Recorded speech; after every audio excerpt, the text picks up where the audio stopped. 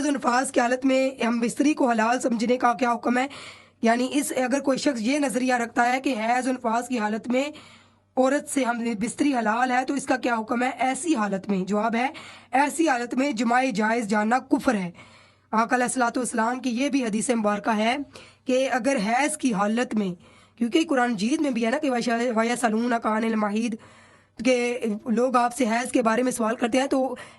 جب حیض ہو تو ان دنوں میں عورتوں سے علیحدہ رہیں جب تک کہ وہ پاک نہ ہو جائیں۔ تو اگر وہ اس حالت میں اگر اپنی عورت کے ساتھ جو ہے وہ جمع کرتے ہیں تو آقا علیہ الصلوۃ والسلام کی حدیث مبارکہ ہے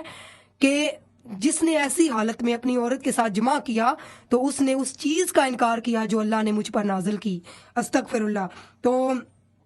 ظاہری بات ہے ان دنوں میں جتنا ہو سکے جو ہے وہ احتیاط کریں۔ اگر کسی سے اس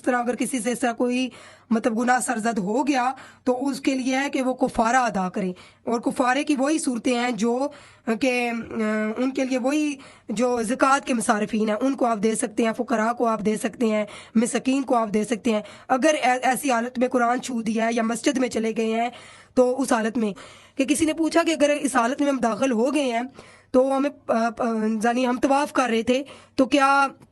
طواف کرنا جائز ہے؟ ظاہری بات ہے اب آپ نے شروع کر دیا طواف تو آپ طواف کو مکمل کریں، لیکن بعد میں جو ہے اس کا ایک دم دینا پڑتا ہے، یعنی بکرا یا بھیڑ آپ اس کو جو ہے وہ ذبح کر سکتے ہیں، ٹھیک ہے؟ دم دینا جائز ہے۔ یہ